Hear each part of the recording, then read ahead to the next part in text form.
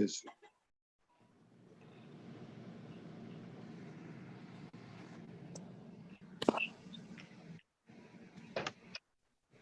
I think that was one of the other things that actually surprised me, which was how much of the wildlife was just fine. Yeah.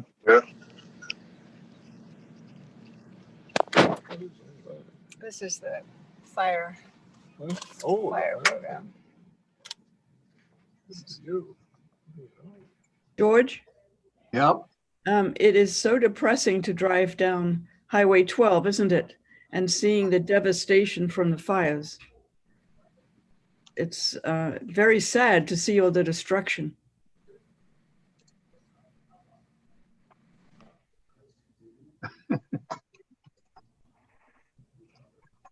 Hugh, it's good to see you. Good to see you, Sasha. It's Been a been a while. long time. Yeah. You're staying busy. Yeah. Sometimes more busy than I like, but it's all right. Yeah. Well, I thought I'd stop in and say hi and wish you well. Thanks. You're Yeah. gonna- Are you in Oakmont? Yeah, I've lived here for over 20 years. Yeah. Since this all started, me and a chainsaw have become good friends. That's a good friend to have. You're right. Where are you at now, Sasha? Who are you working for? So I'm full-time Audubon Canyon Ranch director are of the Fire you? Forward program. Yep. Oh, okay. Yeah. Good. Yeah. Got any control birds planned? Yes, we're trying to actually make one happen this weekend. Oh, cool. Yeah, and then pretty much How looks big? like we'll burn every weekend through December. How big? How big an area? We're actually going to try to burn at Bouverie Preserve because it's the only place we've got lined up that has grassland, and we'd rather have a little bit of rain before we burn in areas with dead and down like woodland and forest. Yeah. And so we're burning the upper pasture hopefully this weekend, which is that 13-acre woodland loop trail area. Yep. Yep. And what used to be called the harding grass meadow, but has very little harding grass nowadays. I remember that meadow. Yeah. Yep. It used to be dense with thatch of harding grass, and we've Right. burned it twice now, and this will be our third entry. And some of the volunteers, stewards, got Right. after them with tools as well, and it's looking really good. Yeah. Yeah. Good for you. Yeah.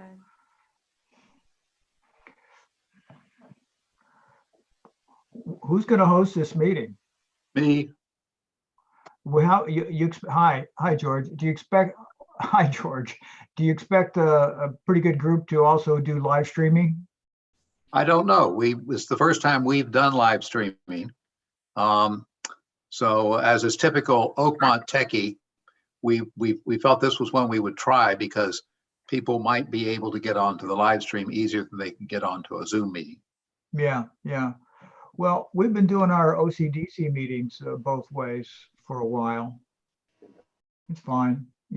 We'll send the link to anybody that has something they want to contribute to the meetings, but normally it's all live streaming. Yeah, this is a little different because this is more aimed at reaching people who either have difficulty with the idea of Zooming, which is certainly a big universe. Or in this case, we've also let the folks at Audubon Canyon Ranch share those live streaming. So see if any of their folks come too. Right. Good afternoon, Pat. That's working.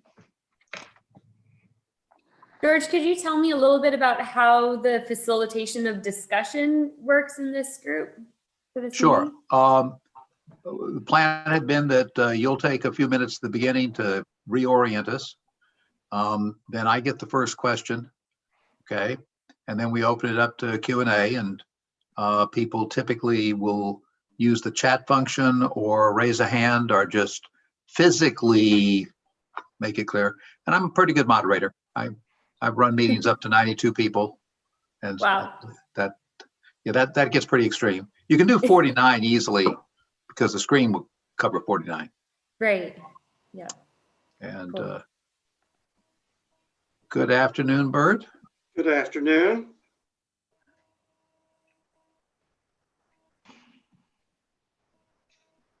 And I think, Sasha, feel free to extrapolate from the question to what you think is behind the question. Yeah. Okay, because quite often people don't quite know how to phrase the question. At least I find this true for me. I'm probably not for anybody else. Got it. I'm gonna grab a drink of water for myself for a moment. Okay.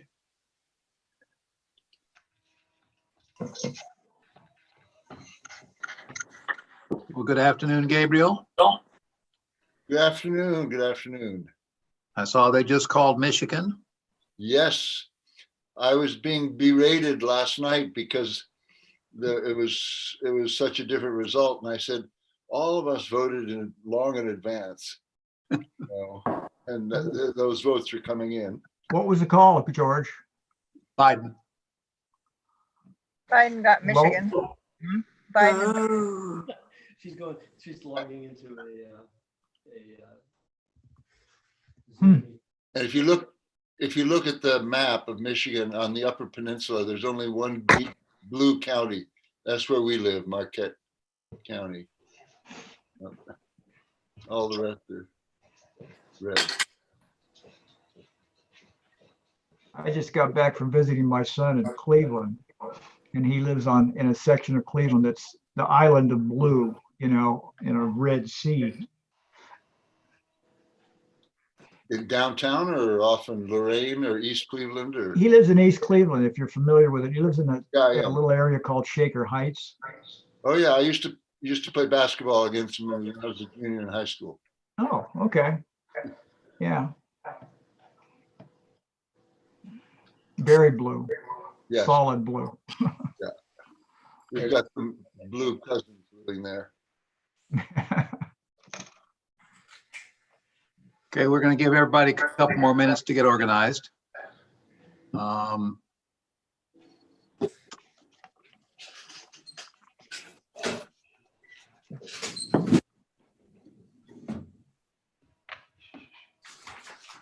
Okay. So as we're getting organized, why don't I do my sales pitch for the next meetings? For those of you who are following the symposium, our next meeting is this Sunday, and the speaker is a nurse who served in the Vietnam conflict as part of our general recognition of Veterans Day. And so her talk is already posted on Oakmont Sunday Symposium Live. So feel free to go watch it and then join us at 11 on Sunday. And 2 weeks from now, we'll have the next futures meeting, which is going to be what is the impact of the election on the kind of things we'll look at in futures. Everything from what we'll talk about today, which is a future activity, through to artificial intelligence and medicine and all that stuff. Sasha, I should mention the two groups running this, you've done a symposium talk before, just after you arrived. You did your very first controlled burn up in Bouverie. But the other group is called Futures Club, and it's oriented to keeping us up to date with things that are on the cutting edge. Okay. So. George, there's an echo. Somebody's got their live stream on or something. Okay. Yeah, I hope it's not me. Yeah, unfortunately, it is you, George.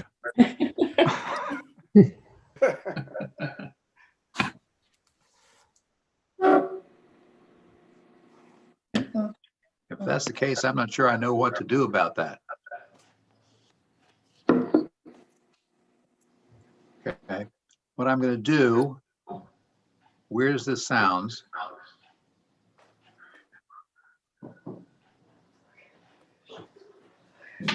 okay, I'm going to mute everybody. And unmute Sasha.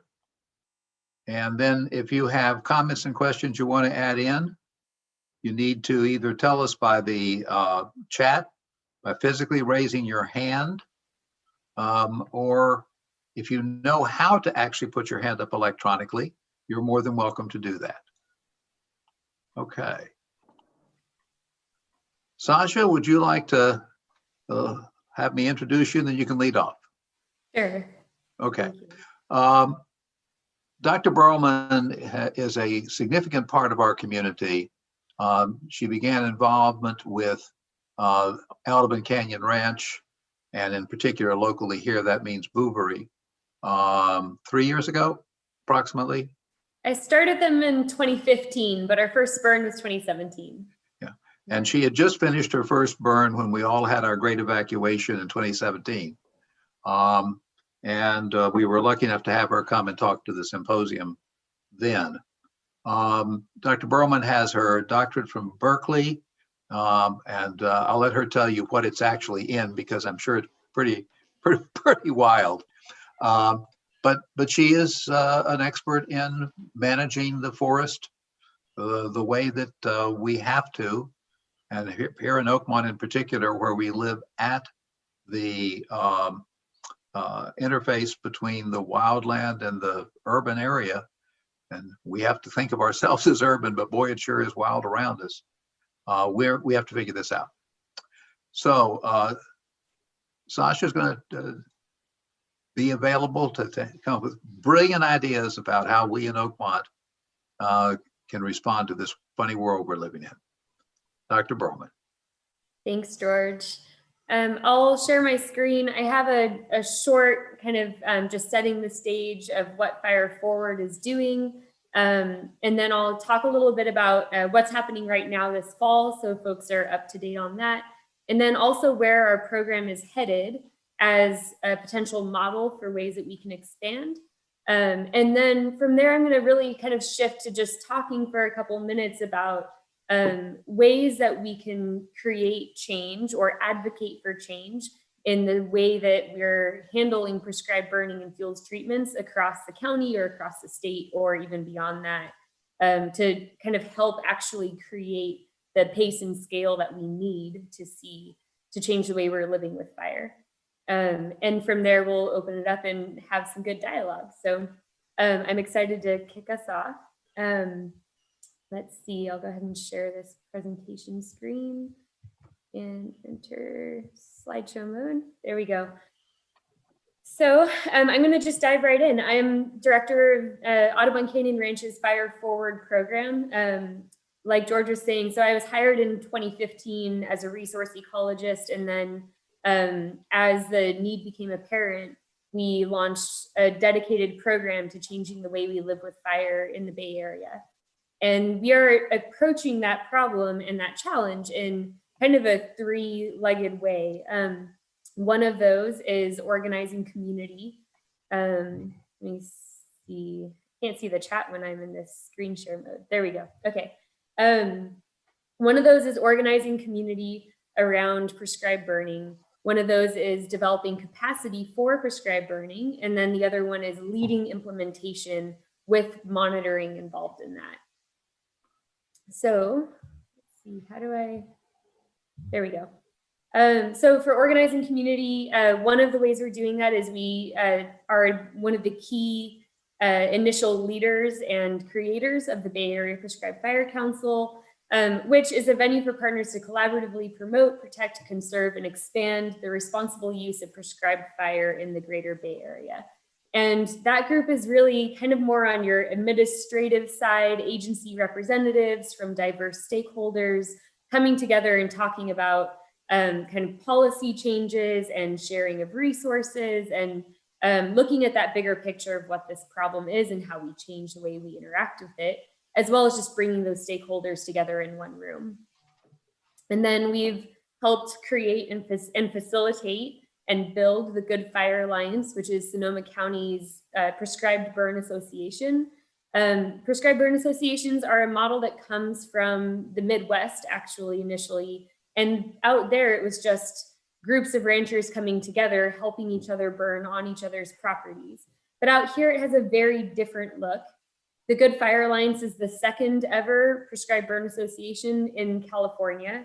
And here we have much more diverse representation and diverse needs than say in Nebraska or Oklahoma, where you have these massive ranches held by very few landowners. Here we have many parcels owned by many people with many different backgrounds and needs, as well as many community members who are not owning land, who are just involved in trying to help. We also have led trainings and have developed a huge equipment cache that is dedicated to prescribed fire. So when we plan a prescribed burn, we are not depending on local fire departments to strip their engines of hoses or provide a snap tank and a pump, or even when we have 50 people sign up for a prescribed burn, we're able to issue all of them the $2,000 each worth of gear and equipment that they need to be safe on the fire line.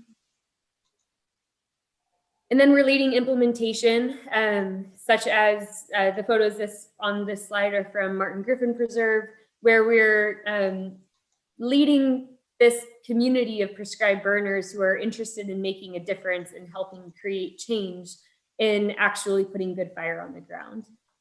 With all of that, we're always doing ecological monitoring to make sure we're meeting the fire effects that we want, and able to then also change or adjust the methods that we're using to improve the outcomes that we're looking for.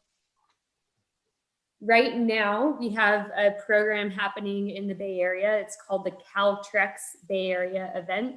And TREX is the abbreviation for Prescribed Fire Training Exchange.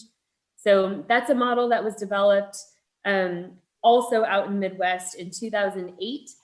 And it's now an internationally used model where people come together typically in the original model for about 2 weeks. Also in the original model, oftentimes coming from all around the world to one place to get good fire on the ground, to conduct outreach and education around prescribed burning, and to accomplish training on prescribed burns. And what we've done, so CalTrex is a new offshoot of the Prescribed Fire Training Exchange model, and it's partly funded by CAL FIRE. And the CalTrex model really brings a new emphasis to the original Prescribed Fire Training Exchange. And so the CalTrex model is focusing on developing local capacity, because what we've found in other places with the original Trex model is that all of these people come together from around the world for 2 weeks. They're able to get a lot done in that 2-week period, but then they all disappear. And the local location that hosted that event now has no more capacity to do prescribed fire than they ever did, and can't make use of additional burn windows that show up when they show up, because they don't have the people who showed up when the event was held. And so we've adjusted the model, and we're hosting this Bay Area CalTrex event over the course of 8 weekends with all local participants. That also this year happened to be a great adjustment for dealing with COVID-19. So we're really excited about that. But really what we're seeing is that these incredible people right here in the Bay Area who want to be involved in helping to make a difference and change the way we live with fire are getting this 8-week intensive opportunity to build and develop skills and cohesion and get really good work done locally. So we're basically just kickstarting a dedicated workforce to address the issues that we have here at home. I wanted to share an experience that we had this summer, because I think it's the start of a really exciting and interesting conversation that could lead to bigger improvements in this model. And so this summer, and some of you might have read about this, a crew of 37 of us were hired on by Northern Sonoma County Fire District. And 37 of us, by that I mean 37 members of the community that calls itself the Good Fire Alliance. And this is diverse people, many of them who do not work in fire as a primary career, but they are all fire line qualified and trained as basic wildland firefighters. Some of them are artists, some of them are computer programmers, some of them are ecologists or land managers, but we were all hired on through the Northern Sonoma County Fire District to create a 20-person qualified Type 2 wildfire hand crew to support suppression efforts on the Walbridge fire. And that went really well. We had a really great proof of concept, and it looks like it's something that we'll be continuing to do into the future, where when there are local wildfires that need additional hand crew emergency support, we can get this Good Fire Alliance community of people hired on through the local fire district to be the additional resources that are needed at that time. And this crew, because of Fire Forward's equipment cache and because of the training that we've provided, they meet all of the standards of a professional hand crew and are able to operate and function on the fire line in exactly that way, with all of that skill and all of the necessary equipment. So it was a huge success. We were even able to incorporate a couple of the fuels crew members of Northern Sonoma County Fire District's dedicated fuels crew and give them that added professional development as well. So there are a number of things that are really needed to create change. One is that we really need earmarked dedicated funding for supporting fuels treatments and prescribed fire on private lands. A thing that we want to really make clear is that it will not work for that funding to be funneled through CAL FIRE. What we've seen is that funding ends up getting pulled in problematic directions that don't end up accomplishing the work.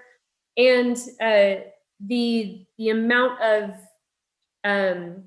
challenge in the reimbursement processes and in the paperwork on the front end of all of that means that we're not going to be able to reach pace and scale in an efficient timeline.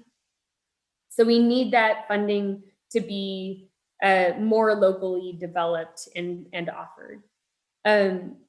Providing that funding through local fire districts or fire departments that already exist could be a really great way to accomplish the work that needs to be done. So incentivizing those local fire districts or departments to be directly involved in this work and commit themselves to it and see it as part of their expectation in protecting these areas is doing this prevention work. Right now, when we plan a prescribed burn, it's phrased as them doing us this huge favor to show up at a prescribed burn with a Type 3 engine or a water tender, or to help us get water to our prescribed burn, when really we are improving the fire resilience and the fire safety of the landscape within their area. And so creating this incentivization and providing earmarked dedicated funding through them would make a huge difference. The other thing would be incentivizing them to commit their equipment. So even providing some amount of earmarked funding that tells them that they should be committed to bringing Type 3 engines or water tenders or a short squad crew to support these prescribed burn efforts that are happening and organizing on local grounds would be huge. Additionally, looking for a use of that funding that would make a huge difference would be like what we see at Northern Sonoma County Fire District already. And I really like using them as a model because if we could expand on that, we can actually see significant change. Northern Sonoma County Fire District has its own dedicated fuels crew as of 18 months ago. That fuels crew that they've stood up could cost anywhere between $400,000 to $800,000 a year. And they're able to get out there and do shaded fuel break projects and really change the way fire would move across the landscape on a local level. And if all of the local fire districts and fire departments took that same approach and stood up hand crews or paid funding for local trained community members to do some of that work, we could really see a change in pace and scale. We also really need some of those hand crews or funding to support local community members to do prescribed fire unit prep. So beyond just creating shaded fuel breaks and doing fuels treatments, we need dedicated crews to prepare burn units so that they're ready to go when the burn window comes. And then we need those dedicated crews to support mop up, which is the day after you burn. You have to make sure your edges are secure, make sure your burn is self-consuming and staying within your perimeter. And so it's pretty easy to get 50 to 75 volunteers to come out for a prescribed burn because it's exciting, but it's really hard to convince them that they should skip a second day of work or a second day of their weekend with their family to stand around as everything burns down. Whereas if we had dedicated funding for that, we could make sure that we always had not just the resources to do the burn itself, but the resources to make sure that the burn is secure on the back end. So those are some of the key ways that we could create some somewhat top-down change, but on a local level that would allow us to really quickly respond to the need for change of pace and scale. Another way that we're trying to make a difference is rather than just saying that these local fire departments and fire districts need to stand up their own capacity, our program, Fire Forward, is next year launching a fellowship program, which will bring in probably eight in the first year, young fellows between the ages of 18 and 27, who we'll be selecting, who are already community leaders, and we'll give them a 1-year really intensive training in how to lead or be a leader for the future of prescribed fire and fuels treatments in this area. Because something that we're seeing is that while Northern Sonoma County Fire District has a chief that is very forward thinking and has a very good understanding of prescribed fire and fuels treatment needs and wildfire and what's causing what we're dealing with now, many of these local fire districts and fire departments don't have that wildland background. And so they not only cannot really prioritize it because they don't have that understanding, but they would have a bit of trouble being the leaders that they would need to be in order to facilitate change. And so our program, standing up this fellowship, would allow us to create the leaders that we need locally and then disperse them into the local community and have them available, and with all of the training and knowledge and understanding and experience that they would need to lead us into a better future. So that's one way that Fire Forward is looking to support this. And that type of model seems to be standing up in many places around the US right now, as we're all realizing we have this immense leadership in wildfire, but a lack of that similar leadership in prescribed fire and fuels treatments. So I'm gonna take a break there, and I think we'll shift to discussion from that. Okay. Yeah. Sasha, why don't you go out of screen sharing so I can see the audience? Absolutely. Let's see. And that was very excellent start. Let me take the first question, and then I've got a couple of people with their hands up. I see Eliu and Marilyn. We barely, there we go. So Sasha, let's assume that Oakmont wants to do a really solid job of planning this kind of an activity as part of the, let me call it our Fire Safe program. We're a fire safe community. We want to do everything possible to reduce our contribution, okay? But part of it is we are backed into the wildland-urban interface, whether we like to or not. What approach can we take to defining what needs to be done around us? So part of that question depends on whether you're talking about Oakmont property or the adjoining properties that are seen as the risk, right? Let me then clarify. I think we're talking about whatever someone with your eyesight would tell us we need to be talking about. Yeah. So one big thing we're seeing is that so community protections should start at the home and work out. That's one really solidly clear thing. You want to make sure your home is hardened against fire, you want to make sure then that you don't have flammable things around the outside of your home. You want to make sure you have defensible space. You go out from there. What we would see is if we were to reach a true landscape scale of these fuels treatments and see a cultural shift toward tending land, we could actually potentially see a change in the way, in the amount of energy that these wildfires have in these wildfire scenarios. They would still move quickly. There would still be areas that would create significant ember casts just because of the high winds, but you would have significantly less ground with severe behavior, and therefore less ground adding to this energy and momentum on these major wildfire incidents. I don't know if you're aware, we actually have had sheep working in our fields, and that was critically important during the last fire because our fields have joined an area that did burn fairly significantly, and it couldn't go there. There was nothing there left to burn. Okay, yeah. I've got Marilyn and then Elihu and then Byrne with questions. So Marilyn, you want to take the first one? Hi, Dr. Berleman. Yes, in one of your articles, it talked about the aftermath of a fire. So for the last 3 years, if you drove through the Fountain Grove area, you look at that and you go, wow, look at all that burnt stuff that's left. That looks terrible and seems to put them at a higher risk than they were before the Tubbs fire. And now we're faced with the same thing. We go down Highway 12. Everything that didn't burn still looks pretty crispy and dried. So now it looks like we're full of fuel right across the street from us.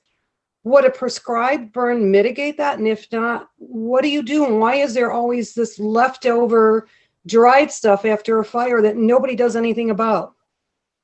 Yeah, that's a really good question. And it's one that we're grappling with. I think that must have been from the SF Chronicle article, probably. Yeah. We're looking at that more and more as we've seen these wildfires move across this whole region. And what we're seeing is, I mean, we really live in a relatively unique place here where we have so much hardwood, resprouting hardwood across our landscape that's really the dominating scene that we're seeing is these woodlands that have burned at a really high severity because they haven't been tended in so long. And they historically would have been tended by cultural peoples, by various tribes. And so what we're having to do is, if we want to see a change, if we want to see those stay woodland structure, and we don't want them to convert to shrub fields, and we don't want them to further stimulate and trigger severe wildfire into future generations, then we have to take on the responsibility of going back in and doing a post-fire treatment to shift them back toward a tree structure that is resilient against wildfire and has a chance at really changing the way it interacts with fire in a wildfire environment. But what do you do about all the things that are not the woodland, but that are in the median, or the things that were planted, the shrubs that are now all fried? But nobody takes them out. If you drive through Fountain Grove, the whole median is still full of dead stuff. 3 years later, nobody takes it out. Doesn't that make it more dangerous for a neighborhood? And that's what we're facing now. If nobody takes out all that dead shrubbery along 12, isn't it just fuel for fire? Yeah, absolutely. I mean, stuff in a median, like, or in like the front of, or along the roads or whatever, all of that should be treated and set up for fire resilience in the future. Leaving it definitely doesn't help anything. But I take it that a prescribed burn couldn't solve that problem because it's way too close to our homes, right? It's a much narrower, it's not a woodland, right? Mm-hmm. So that's. Yeah, I mean, there are a couple questions in there. So, I mean, you wouldn't do a prescribed fire in a median because there's no point. Like, that's landscaping, and landscaping is its own thing and should be done by landscapers and just should be done, right? Like, that doesn't make sense to leave a median unlandscaped and just like a bunch of burned twigs. So yeah, there's that. Prescribed burns also don't make any sense in chaparral, and we have a lot of chaparral in this area as well. So we should be cognizant of just the fact that we live in an area that is adjacent to some areas that are meant to burn hot and in a standard placing fire, and some acknowledgement of that is important. Sasha? So yeah. We had a question come in that's an addition to Marilyn's point. We talked about post-fire treatment. Yeah. Okay, so we can look up on Hood Mountain, we can look along Route 12. We see lots of areas that need some sort of activity to move them into a safer mode. Yeah. Okay. So who's responsible for that? So that should be on potentially the landowner, or, I mean, depending on how much we're looking toward a changed future where local fire districts or a parallel structure of fire protection districts and prevention fire districts or prescribed fire districts or something like that, that would be parallel and have dedicated skills and resources. But that work should be done by either the landowner or a responsible, dedicated party that's sponsored on a local or county level. Well, the landowner may be the state in many cases. Eliu, you had a question, and then we're going to go to Bern and then to Lynn. Yes, and my question in a sense builds on this, but I want to go on the other direction of Oakmont. Annadel. Annadel seems to me to need first controlled and prescribed burns, if that's possible, to create fire breaks. But I'd like to also talk about another tool which is used in the Midwest and the Southeast, which is modified fire breaks that are clear cuts in forests that have a significant break in the forestry so that fires don't spread. That's pretty common in the southeast of the United States and parts of the Midwest and in parts of Europe.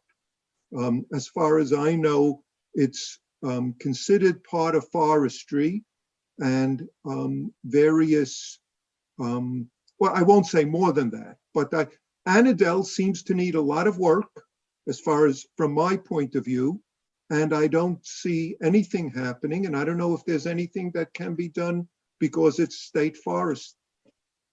So one thing I'll say there, the clear cut structure, what would be known as splats in my work is where you have a whole bunch of little squares of clear cuts, don't work well in California with our fire environment. However, shaded fuel break structures where we're maintaining a canopy that is intact and creates good shade cover, but then also clearing the understory so that it doesn't have a lot of fuel buildup. That's really all we need in California to see fire behavior completely drop. We can have 6-inch flame lengths where we just have reduced fuels in the understory while we have totally intact, healthy forest or woodland canopy. Right. Okay, Bern, you had a question. Just actually, I'm particularly interested in Annadale. What is your group's relationship with state parks? So we are actually currently in the process of working with state parks to plan out a collaborative prescribed burn in Jack London.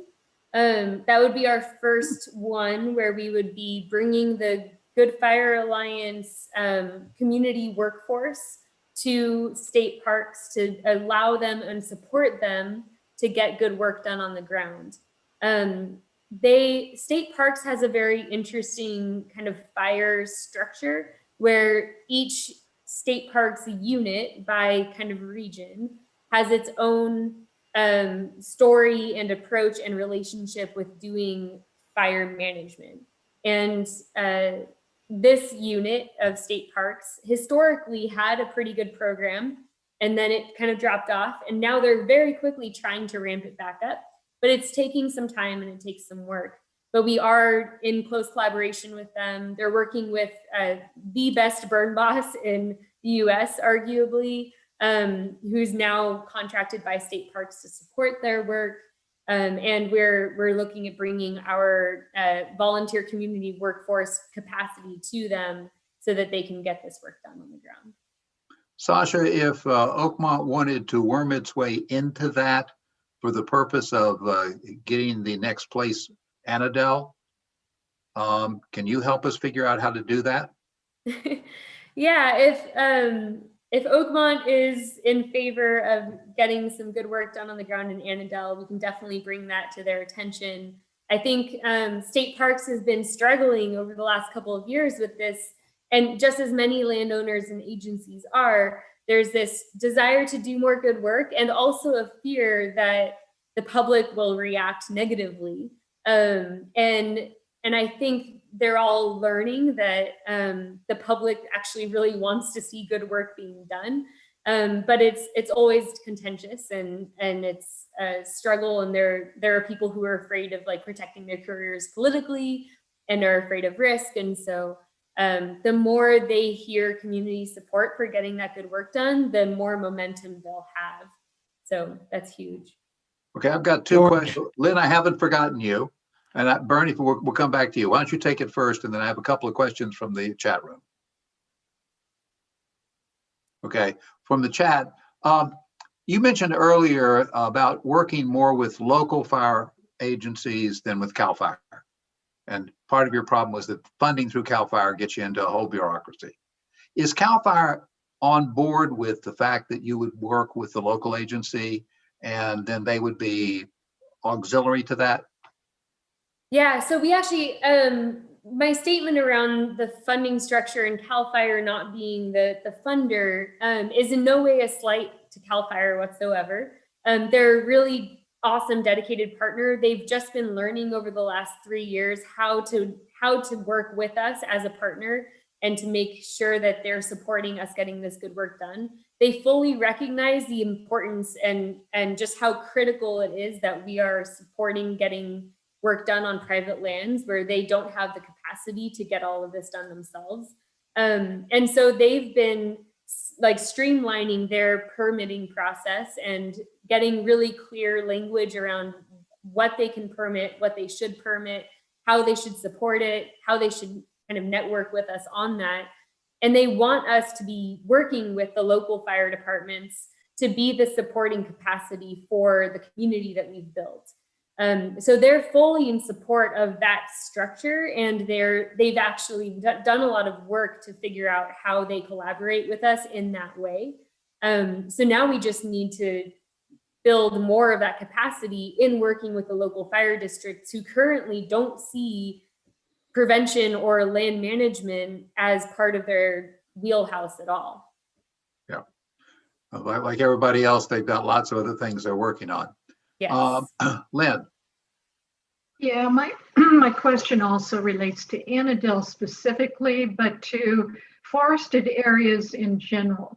Is it possible to do prescribed burns to clear underbrush in thick forested area? Yes, usually what you see there is a pre-treatment, and you can get a lot done without a broadcast burn, just doing understory cutting, piling, and pile burning. Like pile burning takes almost no skill, and it can be done in the middle of winter where there's very little challenge to getting that work done. It just means getting people out to clear that understory. So I usually recommend, or in many cases recommend, if you have a woodland or a forest with way too many trees in the understory, getting out there, removing some of that understory ladder fuel material and piling some of that material and then consuming that in winter. And that's usually in really overgrown forests and woodlands. That's that preliminary step, so that we can enter after that with a broadcast prescribed burn and not have it burn hotter than we want. Because we're really dealing with these novel ecosystems right now that were never meant to exist, that have way more fuel on them than they ever had for 13,000 years. Okay, but ever since the 2017 fire in part of Annandale, I've seen piles of debris and it never gets burned up in Annandale. I mean, it's scary, Yeah. all the fuel that's available for the next fire. Yeah. Okay, Sasha, I'm going to go back to a question I asked earlier, but I get pokey about these things. If we wanted someone to look at Oakmont and the surrounding area and basically prioritize for us, here's what, if you could do it, here's what I would say you should do. Is your group a group that could do that? I would say so. If you haven't worked with her before, Caroline Stafford, who runs, or at least historically ran, the Sonoma Fire Safe Council, would be a good person to bring in. She's written up some really good community protection plans for various communities around Sonoma County, and she could do one for Oakmont. And a community protection plan would basically be something very much in that wheelhouse. Now, I think we've tried to do that for the inner part of Oakmont. In other words, draw the perimeter of Oakmont and everything inside it. But where we're heading now, talking about Annandale and potentially the other side of Route 12, is wanting to know, if you had the ability to do it, what would you do that would go beyond that? Yeah, I think getting a couple of representatives of Oakmont in a room, in a meeting with state parks and the other landowners that you may be wondering about in that area, and having a facilitated dialogue around that would be really important.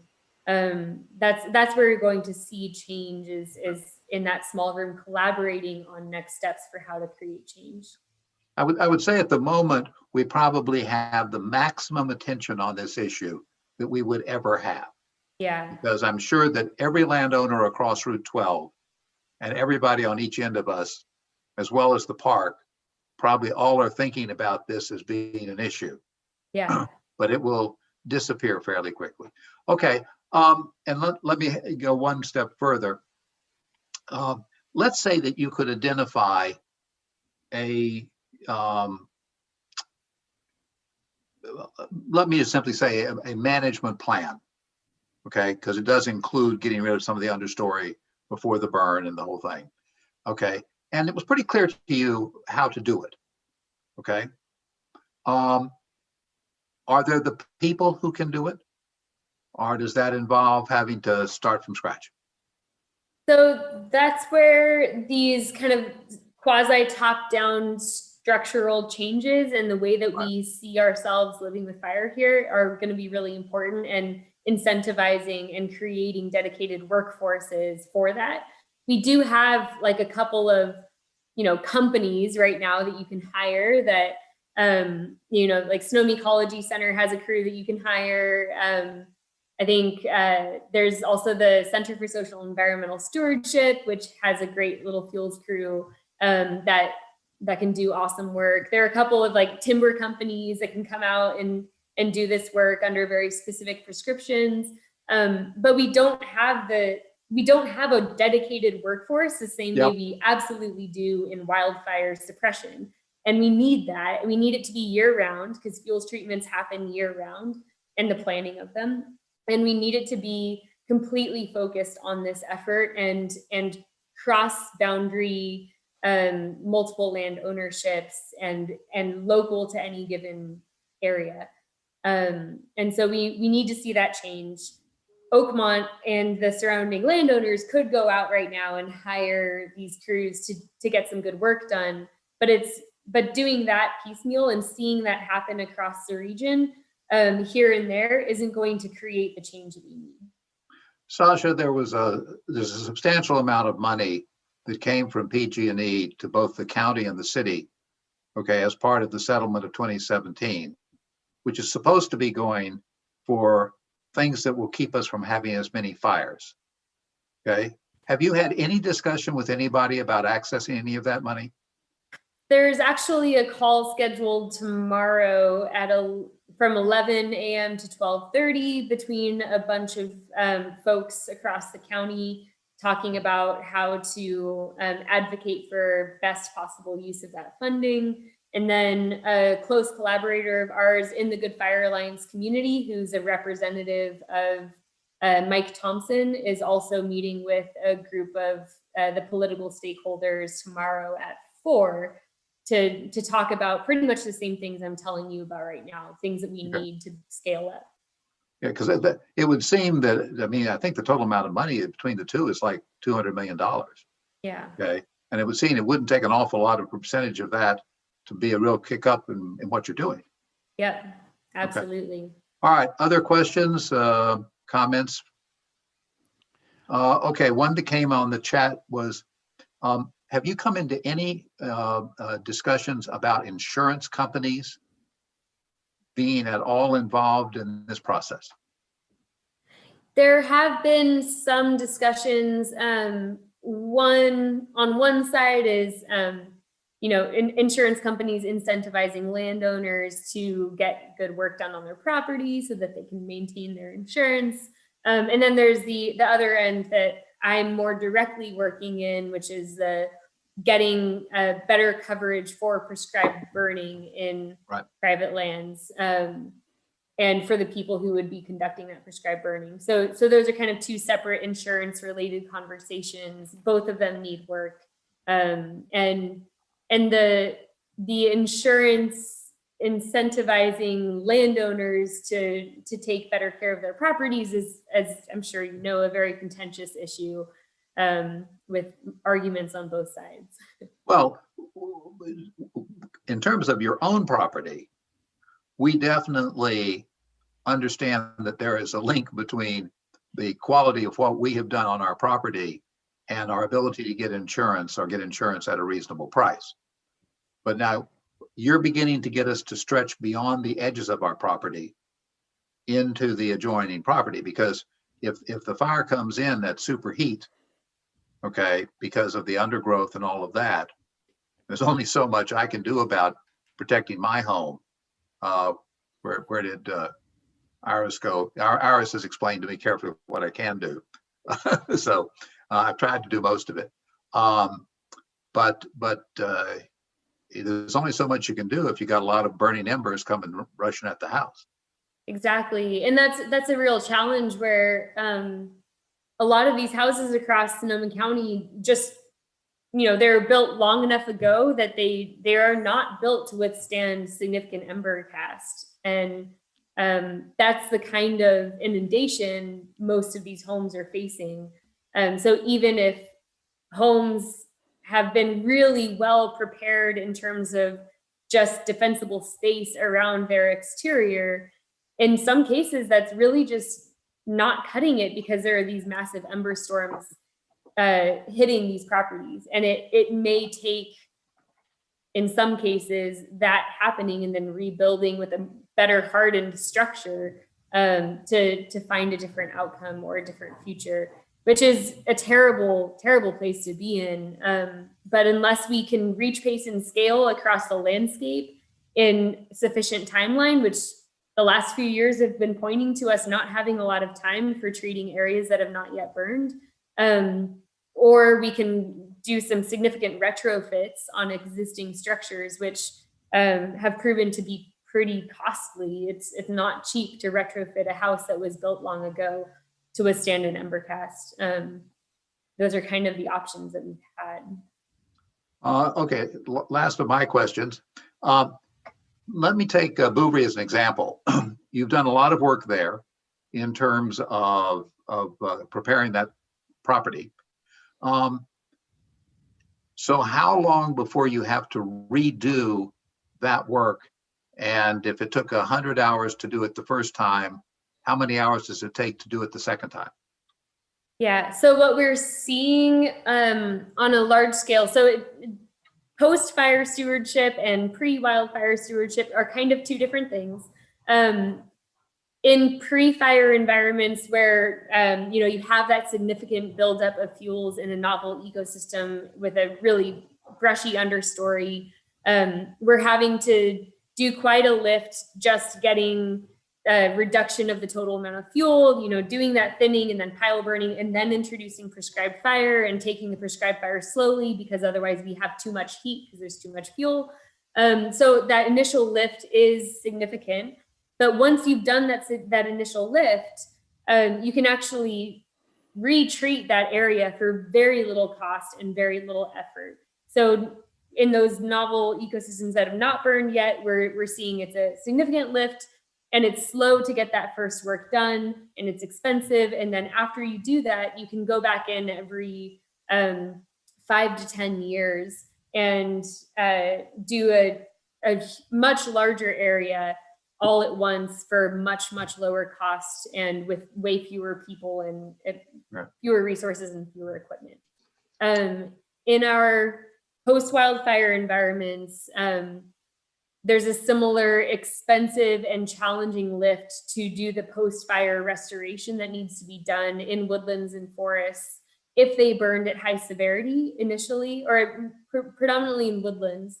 But once we do that, similarly, the re-entries are significantly less challenging, and we're able to steward them toward a better future that's resilient against fire and has a tree structure rather than a shrub field that was never meant to be one. And so it's really, if we can reach pace and scale with those first entry treatments in both the wildfire and pre-wildfire environments, we can maintain it toward the future in a much, much easier fashion, and really like have no trouble maintaining it once we've created it. Great. Okay. Available for one or two last questions. Sue Aiken, you want to cover yours? Yeah. Back to insurance, favorite subject. That actually really hits home right now because one of the insurance companies dropped eight of our sub HOAs, if you will. And we have the misfortune of having our anniversary in November every year. So we get the worst of their possible, and their offer is 78% higher than what we've been paying. And we're not tucked up on, we're not back to back with Annadel. So plus we have, anyway, so my point is, how could this all do, how could we interface more on a different way with insurance industry to not feel like we're being punished, Right. but especially those that we're very incentivized to do the landscape clearing and have been for 3 years and have a budget to show for that. Yeah. So what, it just feels like we're really out there totally alone, and there's no, they have one offer for us and that's that. Yeah. I'm really sorry to hear that. That's part of, why this is such a big issue, because there's, on the one hand, they can help incentivize landowners to get good work done. But on the other hand, like, that's why insurance exists, is to like be there, and you pay for it so that it's there to help you out when you when you have a problem. So that's right. Instead them just kind of dropping all these people doesn't seem like the right solution, and it doesn't quite feel like incentivization either. So no. But it's our job also to convince them that we have done what we can to minimize the risk here. Yeah. Okay, I've got a question with Iris, and then Hugh, and then over to Bern again. Iris, you're on. Yeah, I wanted to speak about our Firewise policy that just got passed. One of the major reasons, besides trying to save ourselves from being burned to the ground, is to be sure that we can have insurance. And to do that, we have to do the 0 to 5 defensible space. And we've asked for and have so far gotten approval of removing of all junipers. It's one thing to say, well, I don't live near the WUI area in Oakmont, but those embers travel, and if it starts in the WUI, it's coming over to you in the middle of Oakmont. So it's not about different treatment for different locations. I think the different treatment has to do with the areas that are just outside of our property, where the creeks and all of these other things that have this overgrown that nobody's taking care of. But we do have to protect ourselves for insurance. And the way to do that is for us to really rigidly enforce this new Firewise policy. Yeah, being a Firewise community is definitely going to have an impact for getting and keeping insurance. It's a well-recognized just association to have. So And the real estate law is changing, with state law is changing so that even in the sale of a property next year, you have to show that you have defensible space, and you have to, if they haven't done it, the buyer has to commit to doing it upon the sale of the transaction. Okay, Hugh had a question and then back over to Bern. Sasha, Georgia mentioned that we could do all we could on our Oakmont properties, but we faced, the adjacent state park and what to do there. The fact is that there are portions of Oakmont property that are adjacent to creeks that are protected by fish and wildlife laws that prevent us from mitigating, the ladder fuels and whatnot that are in those areas that are our property. What do we do about that? yeah, I mean, are they perennial creeks? Like they have water in them year-round? Yeah. Your perennial creeks are not likely to be your worst threat zone, because just by nature of them having water and shade, they in many cases will not really facilitate high severity fire. If they were like vernal creeks that went dry for much of the summer, then I would say like that's more concerning. But by being perennial, being an overgrown perennial creek is not usually a huge risk for a high severity fire. Well, we have some that aren't perennial, so. Okay. Yeah. Those areas, I mean, hopefully we'll see some change over time.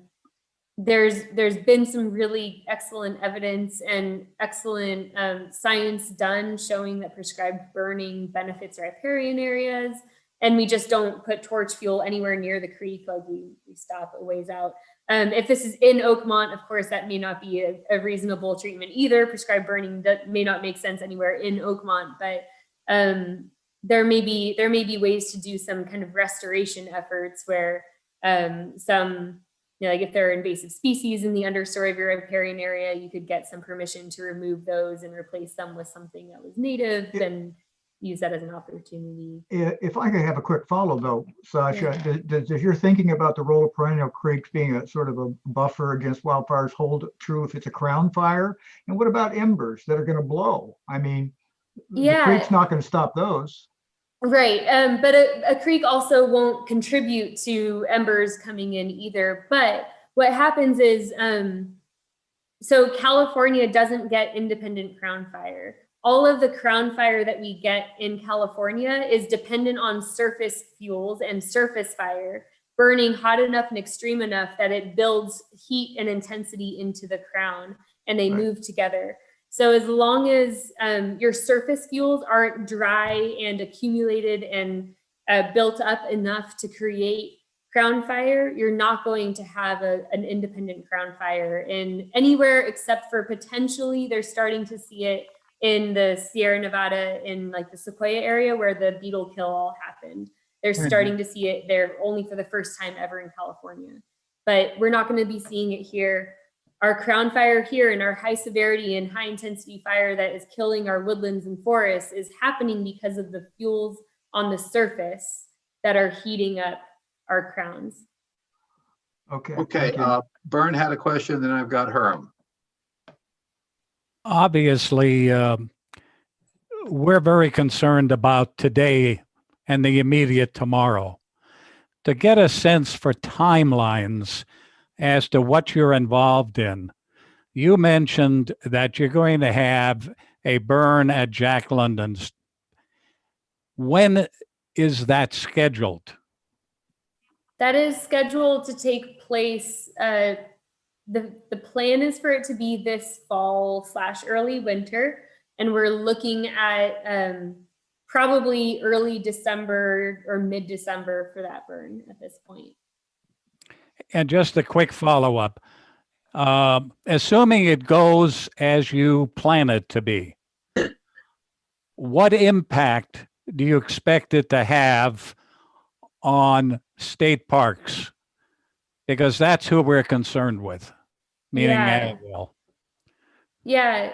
So I think that they are looking at this particular prescribed burn less as accomplishing a ton of great work and more as trying a model and seeing how the community responds or reacts when they do this, and seeing if they can make use of these collaborative efforts to get that good work done, since they don't have their own capacity. So while this prescribed burn, it's pretty small and it'll only accomplish so much, it may set a stage for significantly more successful work down the road. Okay. Thank you. Herm? Am I on next? Yep. Oh, just a quick comment. All of these comments we've heard so far, including yours, Sasha, indicate that there's so much balkanization among the various agencies. And what is it going to take to get some centralization of authority and planning and so forth?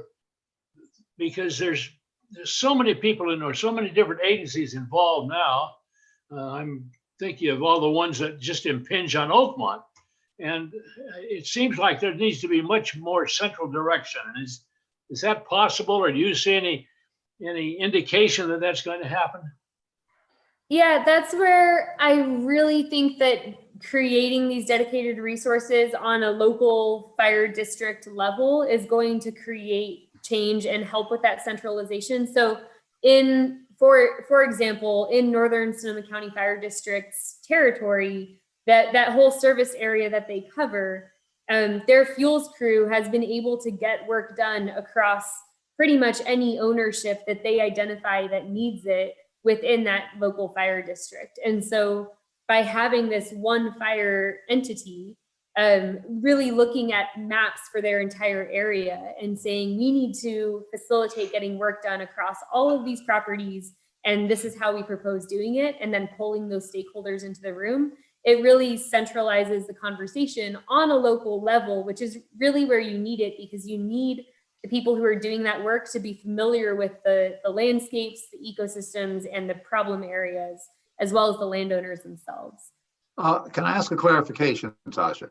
Yeah. Let's hypothesize that we had such a meeting with the appropriate Sonoma and Santa Rosa fire crews, whatever combination that is. Okay. Do you imagine we could get someone from Annandale or state parks and someone from, following up on Hugh's comment, somebody from Fish and Game who would be willing to participate in that? In the conversation around getting work done, or? Yeah. Well, in the conversation about what's needed. Yeah, I think you could, and I think you would need to in order to really facilitate change, right? So I think like Cindy Schaefer would be the person from state parks that you'd want to bring into the room. Okay. A lot of talk about Annandale. Okay, we're essentially reaching an end. Sasha, I'm going to ask you to share a screen with us and put up your information about Audubon Canyon Ranch, which was your last slide. All right, let's see. I think that's this one here. Yeah, she works for. Okay, so you want to do your 1 minute sales pitch for Audubon Canyon Ranch? Sure. Yeah, so Audubon Canyon Ranch is a nature conservation organization working across the Bay Area in Marin and Sonoma counties primarily. Been around since 1962 and does a lot of really incredible education work with children, and has a really vibrant, beautiful docent and volunteer community, as well as a really excellent science arm as well. And we have programs researching mountain lions that many of you have probably heard of, and a program researching predatory birds or birds of prey, such as egrets and herons. And so Fire Forward is one program of Audubon Canyon Ranch. We officially became a program in 2017, and we're rapidly growing. So we we have this really incredible like foundation bed of donors and small grants and family foundations. We are absolutely doing fundraising right now. We're actually currently trying to meet a funding match from the Farley Family Charitable Foundation of $330,000, and we're very close. And it's really exciting. And our budget is growing exponentially as we go into next year, bringing on 8 fellows from underserved communities to train them up to be the future leaders of this prescribed fire and fuels management effort, giving them all of the skills they need to really take leadership and take charge and lead us into a better future with fire. So yeah, I encourage people to become a member. We also, if you know anyone who you think would be really excited about joining the Good Fire Alliance community and getting trained up as a firefighter and helping us get good fire on the ground and coming out and volunteering, we're happy to have more there. And then you can learn more about Audubon Canyon Ranch and Fire Forward at egret.org, and find us on social media as well. Sasha, thank you so much. That was extraordinarily useful. And we're all with you and hope we can find ways to move this whole idea forward. And thank you all. And we will see you either this Sunday or in 2 weeks. Thank you.